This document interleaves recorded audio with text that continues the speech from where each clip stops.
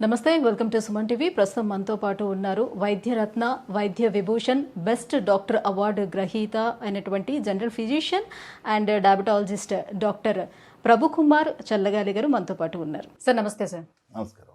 Sir, ఇప్పుడు diabetes ఉండే వాళ్ళకి మీరు మెట్ఫార్మిన్ అనేది టాబ్లెట్ సజెస్ట్ చేస్తూ ఉంటారు కదా. ఈ మెట్ఫార్మిన్ అనేది ప్రతి ఒక్కరికి పడుతుందా? పడని వాళ్ళకి ఇంకా ఇతర మందులు ఏమైనా అందుబాటులోకి వచ్చాయా? అసలు పడకపోవడం అనే సమస్య అసలు ఉంటుందా మెట్ఫార్మిన్లో? ఉంటుంది, తప్పకుండా ఉంటుంది. మెట్ఫార్మిన్ నేను అందుకే పేషెంట్లకు మనం టైలర్డ్ ప్రిస్క్రిప్షన్ ఇవ్వాలి. అంటే పేషెంట్ యొక్క పర్సనాలిటీని బట్టి మనం మందులు ఇవ్వాలి, పేషెంట్ యొక్క లైఫ్ స్టైల్ని బట్టి మందులు ఇవ్వాలి, పేషెంట్ యొక్క వయసుని బట్టి మందులు ఇవ్వాలి. మా దగ్గర అనేక గ్రూప్ ఎల్కేజీ నుంచి మనకి పీజీ లాగా ఉంటుందో ఇక్కడ కూడా క్లాస్ ఆఫ్ డ్రగ్స్ ఉంటాయి. మెట్ఫార్మిన్ ఒక గ్రూప్ ఆఫ్ డ్రగ్, అలాగే సల్ఫనైల్ యూరేస్ ఉంటాయి, గ్లిమిప్రైడ్ మెట్ఫార్మిన్, తర్వాత DPPD-4 ఇన్హిబిటర్స్ అని ఉంటాయి, గ్లిప్టిన్స్, ఇలా రకరకాల మందులు ఉంటాయి. వీటిల్లో కొన్ని మందులు మనం జాగ్రత్తగా వాడుకోవాలి. మెట్ఫార్మిన్ ప్రమాదకరమైనటువంటి మందు. ఎందుకు? కొంతమందికే ప్రమాదం మెట్ఫార్మిన్ వల్ల. కొంతమందికి B12 డెఫిషియన్సీ ఇస్తుంది, అంటే నరాల బలహీనత వచ్చే అవకాశం ఉంటుంది. B12 లేకపోతే, మిథైల్ కోబాలమిన్ లేకపోతే నరాల బలహీనత వచ్చే అవకాశం ఉంటుంది. ఎందుకు? పొట్టలో మనకి విల్లైన అబ్జార్ప్షన్ ఏరియాస్ ఉంటాయి, మనం తినే ఆహారం అంతా అబ్జార్బ్ అవ్వడానికి. మెట్ఫార్మిన్ ట్యాబ్లెట్లు అక్కడ బ్లాక్ చేసేస్తాయి, B12ని డెఫిషియన్సీ వచ్చేటికి చేస్తాయి. అప్పుడు ప్రమాదమే పేషెంట్కి. కొంతమంది పేషెంట్కి మెటాలిక్ టేస్ట్ అనిపిస్తుంది పొద్దున ట్యాబ్లెట్ వేసుకుంటే, అంటే టేస్ట్ బాగున్నట్టు అనిపిస్తుంది నాలుకకి. ఆ పేషెంట్కి ప్రమాదం, వాడికి ఇష్టం ఉండదు. క్వాలిటీ ఆఫ్ లైఫ్, ఇప్పుడు మనకి వైద్యం ఎందుకు చేయించుకుంటున్నాడు పేషెంట్? ఒక క్వాలిటీ ఆఫ్ లైఫ్ జీవించడానికి, ఆ క్వాలిటీ ఆఫ్ లైఫ్ మిస్ అయిపోతున్నాడు కదా. మెటాలిక్ టేస్టు, మిథైల్ కోబాలమిన్ తగ్గడం వల్ల కాలు చేతులు మంటలు ఇవన్నీ వస్తాయి. తర్వాత సన్నగా ఉన్న పేషెంట్ మెట్ఫార్మిన్ పెట్టామనుకోండి, అంటే పాయింట్ ఆఫ్ యాక్షన్ వేరు. మెట్ఫార్మిన్ అనేది వెళ్ళి ప్యాంక్రాస్ మీద పనిచేయదు. సల్ఫనైల్ యూరేస్ అనుకోండి, ప్యాంక్రాస్ మీద, బీటా సెల్స్ మీద పనిచేసి నువ్వు ఇన్సులిన్ తయారని చేయదు. SGLT ఇన్హిబిటర్స్ అనుకోండి, మనం ఇందాక డిస్కస్ చేసామని చూసారా, యూరిన్లో నుంచి షుగర్ని సపరేట్ చేసి బయటికి పంపిస్తుంది. అక్కడ పెద్దవాళ్ళకి అందుకే నేను ఆ ట్యాబ్లెట్స్ పెట్టను. SGLT ఇన్హిబిటర్స్ పెద్దవాళ్ళు, లేడీస్లో వాళ్ళకి పెడితే మంచిది కాదు, కానీ గుండెలకు మంచిది, గుండె జబ్బు ఉన్న వాళ్ళకి చాలా మంచిది. అందుకనే అలాంటి పెట్టినప్పుడు వాళ్ళకి ఎక్స్ప్లెయిన్ చేస్తాం, మీరు యూరిన్ ప్రాబ్లమ్స్ వస్తాయి, మీరు పర్సనల్ హైజీన్ జాగ్రత్తగా ఉండండి అని. ఆ పెద్దవాళ్ళకి ఈ SGLT2 ఇన్హిబిటర్స్ పెట్టినప్పుడు చేస్తాం. గ్లిప్టిన్స్ అద్భుతమైన డ్రగ్స్, బ్యాలెన్స్డ్గా పనిచేస్తాయి. సో ఇలాగ రకరకాల డ్రగ్స్ ఉన్నాయండి, బోల్డ్ డ్రగ్స్ ఉన్నాయి. సో ఈ డ్రగ్స్ అంటే తెలివిగా, జాగ్రత్తగా టైలర్డ్ ప్రిస్క్రిప్షన్కి ఇవ్వాలి. సన్నగా ఉన్న పేషెంట్కి మీరు కనుక మెట్ఫార్మిన్ పెట్టారనుకోండి, నా దగ్గరికి ఇలాంటి కేసులు చాలా వస్తుంటాయి. మెట్ఫార్మిన్ పెట్టామనుకోండి, వాడు ఇంకా సన్నగా అయిపోతాడు. అంటే సన్నగా ఉన్న పేషెంట్ అన్నా, అంటే హెల్దీగా ఉండి సన్నగా ఉండే వాళ్ళన్నా, లేకపోతే హెల్దీగా ఉండి సన్నగా ఉన్న పేషెంట్ కనుక మనం మీరు మెట్ఫార్మిన్ పెట్టారనుకోండి, ఇంకా సన్నగా అవుతాడు. సపోజ్ వాడు ఉండేదే 55 కేజీలు, జెనెటిక్ పర్సనాలిటీ 55, వాడు ఇంట్లో ఎంతమంది ఎంత తిన్నా కూడా వాళ్ళు 55-60 కేజీలు మెయింటైన్ చేసే వాళ్ళు ఉంటారు. మా ఫ్యామిలీలో కదా మేము కొంచెం అందరం బొద్దుగా ఉన్నాం అందరం, జెనెటిక్గా వచ్చిన సమస్య. కాబట్టి ఇక్కడ ఏమవుతుంది సమస్య, ఇక్కడ వీళ్ళు ఎవరైతే సన్నగా ఉన్నారో వాళ్ళకి మెట్ఫార్మిన్ పెట్టలేం, మనం పెట్టాం కూడా. ఇక్కడ వాళ్ళకి ప్లెయిన్ డ్రగ్స్ ఇస్తాం. అలాగే కొంత పేషెంట్స్ కంప్లైంట్ చేస్తారు, నేను సన్నబడుతున్నానండి అని చెప్పి, వాళ్ళు కూడా మెట్ఫార్మిన్ తీసేసేయాలి. లావుగా, బొద్దుగా ఉన్నటువంటి వాళ్ళకి మీరు మెట్ఫార్మిన్ పెట్టుకోవచ్చు. వాళ్ళు కూడా కానీ మళ్ళీ మీ మెటాలిక్ టేస్ట్ లాంటి కంప్లైంట్స్, మిథైల్ కోబాలమిన్ ప్రాబ్లమ్స్ కనుక వస్తే ఆపేయటమా, లేకపోతే మిథైల్ కోబాలమిన్ సబ్స్టిట్యూట్గా ఇవ్వటమా, ఇవన్నీ చేసుకుంటూ పోవాల్సినటువంటి అవసరం ఉంటుంది. థైరాయిడ్ ప్లస్ డయాబెటీస్ రెండు ఉండే వాళ్ళకి ఏం చేయాలి? థైరాయిడ్ డయాబెటీస్ ఉండే వాళ్ళకి కూడా వాళ్ళు కనుక సన్నబడిపోతున్న కంప్లైంట్ కనుకుంటే మెట్ఫార్మిన్ తీసేయాలి. సో మెట్ఫార్మిన్ వల్ల సమస్యలు ఉంటాయి, ప్రతిదానికి ఒక డ్రగ్ సైడ్ ఎఫెక్ట్స్ ఉంటాయి.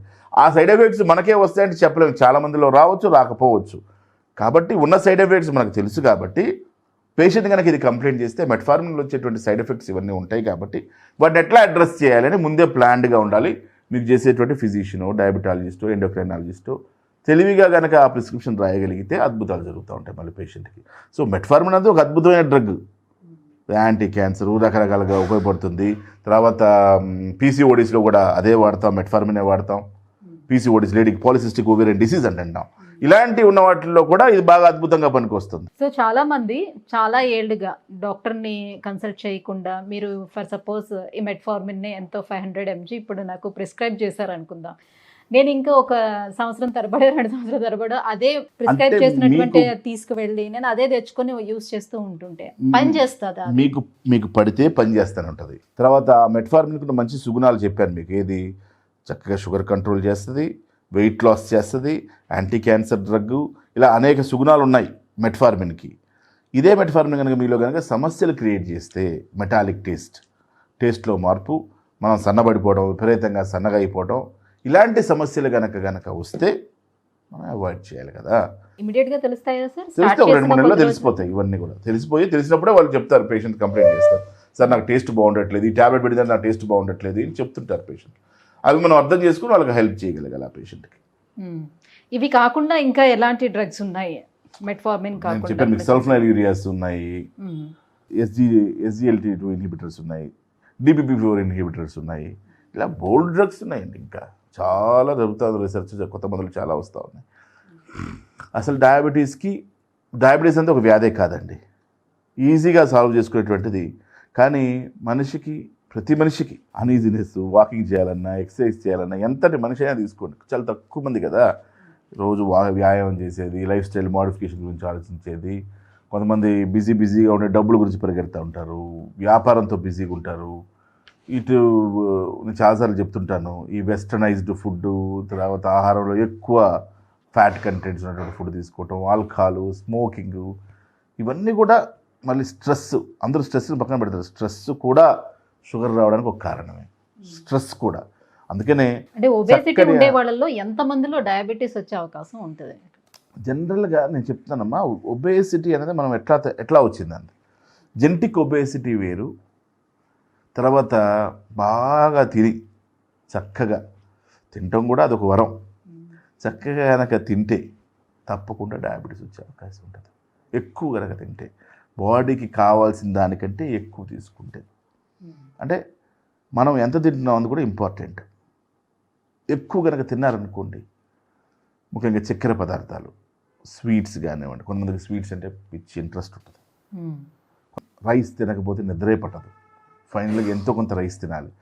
వాళ్ళకి అందరికీ ఏమవుతుందంటే షుగర్ లెవెల్స్ ఎక్కువైపోతాయి. ఎందుకు? బాడీలో కావాల్సిన దానికంటే కూడా హైయెస్ట్ అమౌంట్ షుగర్స్. మనకి సపోజ్గా శరీరం మనం చేసే పనికి ఒక 1500 to 3000 క్యాలరీస్ కావాలనుకోండి మనం చేసే లైఫ్ స్టైల్కి. ఒక స్వీట్ తింటే అసలు మీకు 2 రోజులు ఒక పూట తినాల్సిన అవసరం లేదు, ఒక స్వీట్ మంచిగా తింటే. అలాంటిది 4-5 స్వీట్లు, అరకిలో స్వీట్లు తినే వాళ్ళు ఉన్నారు వ్యవస్థలో.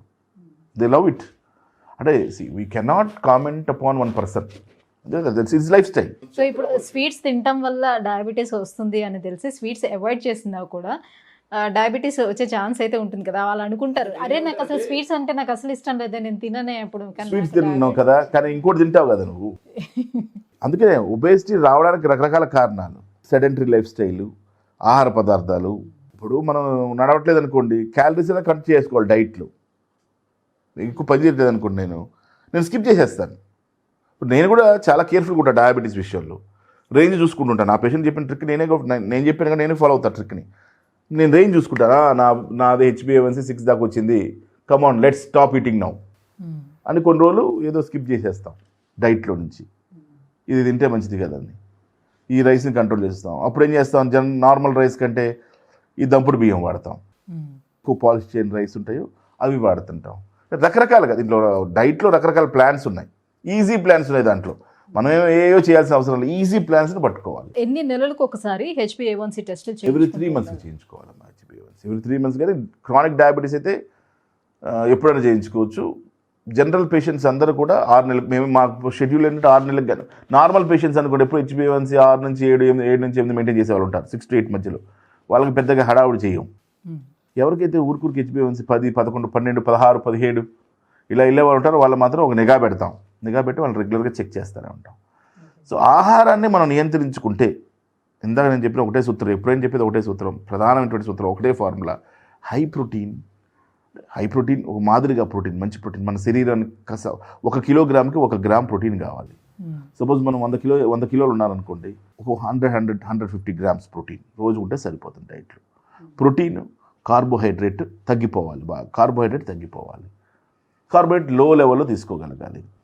ఇక మీరు ఇష్టం వచ్చినట్టుగా ఈ ఆకుకూరలు తినండి, మీ ఇష్టం ఆకుకూరలు, కాయగూరలు, మటన్, చికెన్, ఫిష్, ప్రాన్స్, ఇవి తినేటప్పుడు ఒకటే మేము చూసుకోవాల్సింది, లీన్ మీటా కాదా, red meetha, lean meetha, triglycerides ఏమైనా పెరిగే అవకాశం ఉందా, LDL ఏమైనా పెరిగే అవకాశం ఉందా, వాటిని కొంచెం avoid. Thank you sir, thank you so much.